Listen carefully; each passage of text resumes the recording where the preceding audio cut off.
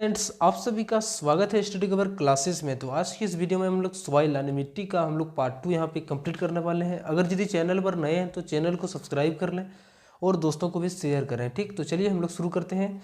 तो सबसे पहले यहाँ से हम लोग शुरू करते हैं जहाँ से छूटा हुआ था। तो शीर्ष मृदा से नीचे परत में ह्यूमस कम होती है, यानी सबसे जो ह्यूमस की मात्रा होती है, ह्यूमस हम लोग पिछले वाले क्लास में हम लोग पढ़े थे कि ह्यूमस जो होता है वो किसको कहते हैं। तो हमारा पृथ्वी का जो ऊपरी लेयर का जो कुछ भी हमारा कण होता है तो उसी को हम लोग बोलते हैं ह्यूमस। ठीक, जो क्या होता है, बहुत ज़्यादा उर्वरा होता है, इसमें उपजाऊ बहुत ज़्यादा करता है। ठीक, लेकिन खनिज अधिक होते हैं। यह परत सामान्यतः अधिक कठोर और अधिक संघात यानी घनी होती है और बी संस्तर स्थिति उपमृदा कहलाती है। अगला तीसरी जो परत होती है वो सी संस्तर स्थिति कहलाती है। ये किस प्रकार से होती है, तो ये छिद्रयुक्त चट्टानों छोटे ढेलों की बनी होती है। इस परत को नीचे डी आधार सेल होता है जो कठोर होता है और इसे फावड़े से खोदना कठिन होता है। ठीक, जैसे हम लोग खेत में कभी कभी बहुत ढिक्का टाइप का बन सकता है, उसका जो है सो ढेला टाइप का बहुत बड़ा बड़ा बन जाता है। तो ये जो परत होता है क्या होता है, थोड़ा इसको कठिन होता है हम लोगों को किसी भी चीज़ से कोड़ना। ठीक, इसको चाहे हम लोग इसको जुताई करें या कुछ भी करें तो इसको थोड़ा होता है। चलिए अगला नेक्स्ट जो हमारा टॉपिक है वो हमारा मृदा के प्रकार। मृदा कितने प्रकार के होते हैं, चलिए यहाँ से शुरू करते हैं। तो उपरोक्त क्रियाकलाप में आपने जाना कि मृदा सेल कणों और ह्यूमस का मिश्रण है। जीवाणु पादप की जड़ें व सड़े गले पत्ते केंचुओं आदि मृदा के महत्वपूर्ण अंग है जो मृदा की उर्वरता को बनाए रखते हैं। यानी सड़े गले पत्ते जो होता है, केंचुआ होता है, ये सारी चीज़ हमारे क्या उपजाऊ में बहुत ही क्या करता है, हेल्प करता है। ठीक, जिसके कारण क्या होता है, इसका जो मतलब उर्वरा शक्ति है वो कई गुना बढ़ जाता है, जिससे हमारा फसल भी जो है सो तेज़ी से ग्रो करता है। उसके बाद से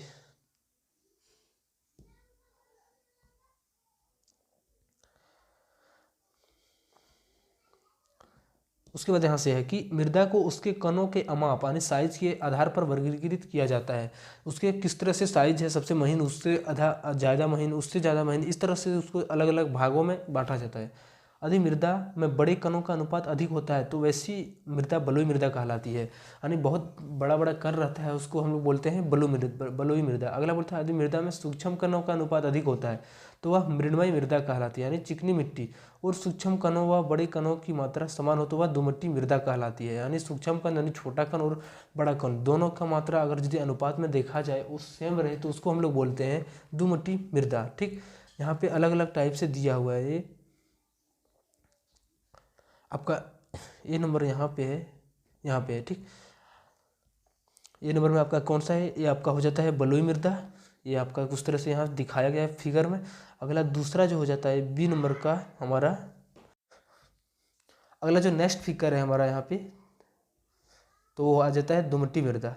ये हमारा इस तरह से होता है दोमट्टी मृदा, जो क्या होता है, इसमें बड़ा वाला कण कम होता है और छोटा वाला कण ज़्यादा होता है। और लास्ट हमारा जो हो जाता है वो मृण्मयी मृदा, जिसमें क्या होता है, दोनों सेम मात्रा में होता है। बड़ा वाला मात्रा और छोटा मिट्टी की मात्रा दोनों सेम मात्रा में पाया जाता है।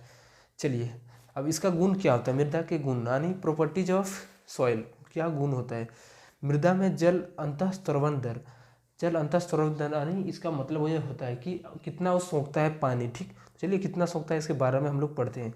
आपने देखा होगा कि जब किसी पक्के फर्श पर पानी गिर जाए तो वह बह जाता है या उसे कपड़े से पोंछना पड़ता है, जबकि कच्चे फर्श पर जल गिरे तो वह अवशोषित हो जाता है। क्या आप बता सकते हैं ऐसा क्यों होता है, चलिए इसके बारे में हम लोग पढ़ते हैं। या विभिन्न प्रकार के मिट्टियों की जल अवशोषण में भी अंतर पाया जाता है। आइए क्रियाकलाप के द्वारा जानने का प्रयास करते हैं। ये रहा क्रियाकलाप 3। इस तरह से कुछ क्रियाकलाप कर रहा है कि सबसे पहले उसको मिट्टी में एक बर्तन में जो है सो मिट्टी भर लिया है, उसके बाद उसमें पानी डाल रहा है। तो चलिए क्या कर रहा है क्रियाकलाप में, इसको हम लोग पढ़ते हैं। आवश्यक सामग्री, अलग अलग मिट्टी के नमूने, रंगीन जल, 200 मिलीलीटर की खाली बोतल। चित्रानुसार कीप को शंक्वाकार फ्लास्क पर रखिए। कीप में मिट्टी के नमूने डालिए, यानी क्या मिट्टी का जो नमूना है उसको यहाँ पे डाल रहा है। उसके बाद बीकर के रंगीन जल को कीप में धीरे धीरे डालिए। फिर अब जो है सो रंगीन जल को उसमें धीरे धीरे सॉइल यानी डाल रहा है। ठीक, फिर फ्लास्क में प्राप्त जल को देखिए किसे फ्लास्क अधिक जल प्राप्त हुआ है। अब जैसे ही डालते हैं तो उसमें क्या होता है, किसी में कम और किसी में कम अधिक हो रहा है। अगला जो नेक्स्ट हमारा टॉपिक है वो क्या है, मृदा में नमी, यानी मृदा में कितना पानी पाया जाता है। आपने गर्मी के दोपहर में जब आप किसी खेत या मैदान में होकर गुजर रहे होंगे तो आपने देखा होगा कि उस जमीन के ऊपर की हवा स्वतः कंपित होती हुई लगती है। आखिर ऐसा क्यों होता है, आइए पता करते हैं। चलिए इसके बारे में भी हम लोग यहाँ पे पढ़ने का स्टार्ट करते हैं। एक क्रियाकलाप आपका 4 हो जाता है, ठीक। ये ऊपर में आपका पानी की बूंद हो गया, नमी युक्त मिट्टी नीचे, और आपका ये टोटल जो हो गया ये जार हो गया, इसी के ऊपर रखा हुआ सारा चीज़ है, ठीक। चलिए मृदा में जल की उपस्थिति। एक जार लीजिए, सबसे पहले एक जार को लिया, उसके आधे भाग को मिट्टी से भरी तथा इसका ढक्कन बंद कर लीजिए। यानी सबसे पहले उसमें क्या कर रहा है कि सबसे पहले उसमें आधा भाग जो है सो मिट्टी से भर दिया है। नेक्स्ट, जार को सूर्य की रोशनी में रखिए। 1 घंटे के पश्चात जार के अंदर की दीवारें को छूकर देखिए, यह आपको गीली महसूस हो रही है। यानी क्या होता है, जब कुछ देर के बाद हम लोग उस मिट्टी को छूते हैं, मिट्टी के बाहरी लेयर यानी जार के बाहरी लेयर को छूते हैं, तो धीरे धीरे क्या चिपचिपा टाइप का यानी पानी टाइप का आ रहा है। वो हमें कहाँ से आया, तो वो हमारा मृदा में जो नमी था, मृदा में जो पानी की मात्रा था, वो धीरे धीरे सौंप के जो है सो एक साइड लगने लगा क्लियर से, ठीक। अब बोलता है मिट्टी के अंदर उपस्थित जल को वाष्पित होने के बाद संघनित होने के कारण ऐसा होता है। गर्मी के दिनों में मृदा से जल वाष्पित होने लगती है, उसके बाद ऊपर उठता हुआ जलवाष्प वायु को सघन बना देता है। सूर्य के प्रकाश के परावर्तन होने के कारण मृदा के ऊपर की वायु हमें कंपायमान प्रतीत होती है। तो इस प्रकार से जो है सो चेंजिंग यहाँ पे होती है। नेक्स्ट हमारा है कि मृदा द्वारा जल का अवशोषण। क्या सभी प्रकार की मृदा समान मात्रा में जल का अवशोषण करती है? आइए क्रियाकलाप के बारे में हम लोग इसको समझते हैं। तो क्रियाकलाप 5 है। एक अलग अलग क्या कर रहा है, अलग अलग मिट्टी ले रहा है, ठीक। सबसे पहले मिट्टी में जल का अवशोषण। एक सूखा हुआ मिट्टी ले रहा है, सूखी हुई मिट्टी के नमूने का सूखा हुआ पाउडर तोलकर छन्ना पत्र पर डालिए। मापक सिलेंडर में जल लेकर माप कीजिए। ड्रॉपर की मदद से बूंद बूंद कर जल की मृदा के ऊपर डालते जाइए। ध्यान रहे कि मृदा पर एक ही जगह जल नहीं खड़ा हो जाए, ठीक।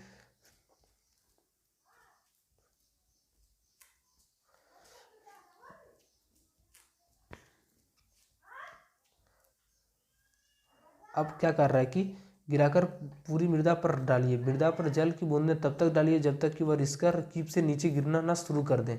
मापक सिलेंडर में बचे जल को माप पर उसी प्रारंभिक माप से घटा लीजिए ताकि आपको मृदा द्वारा अवशोषित किए गए जल का आयतन ज्ञान हो जाए, ठीक।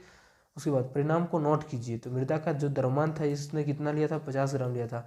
मापन सिलेंडर का जल आरंभिक आयतन जो था वो UmL लीटर, कुछ ml लीटर था। उसका जल का जो आयतन था वो क्या था, तो VmL लीटर। मृदा द्वारा अवशोषित जल का आयतन जो हो जाएगा वो U-V, पहले का जो था और अंतिम का, ये दोनों का योग यानी आपका अंतर आ जाता है, ठीक। मृदा द्वारा अवशोषित जल का द्रव्यमान U-VmL यानी 1 ml जल का द्रव्यमान 1 ग्राम के बराबर होता है। तो इस प्रकार से अवशोषित जल का प्रतिशत निकालेंगे तो U-V टोटल है, और गुना परसेंट में चेंज करेंगे तो 100 से गुना बट्टा में 50, ठीक। अब इस प्रक्रिया के दौरान पर क्या क्या प्राप्त हुआ उसको यहाँ पे आप लोगों को भर देना है, ठीक। तो मृदा के प्रकार अलग अलग टाइप से ले सकते हैं यहाँ पे। उसका कितना है स्रवण दर वो भी लिख सकते हैं। कम स्रवण दर कितना, सबसे अधिक धारण क्षमता कितना है, सबसे कम। इस तरह से आप लोग क्रियाकलाप से यहाँ पे भर सकते हैं, ठीक। तो चलिए आपका नेक्स्ट पार्ट 2 जो था वो भी यहाँ पे आपका कंप्लीट हो गया। अगर यदि चैनल को अभी तक सब्सक्राइब नहीं किए हैं तो चैनल को सब्सक्राइब कर लें और दोस्तों को भी शेयर करें।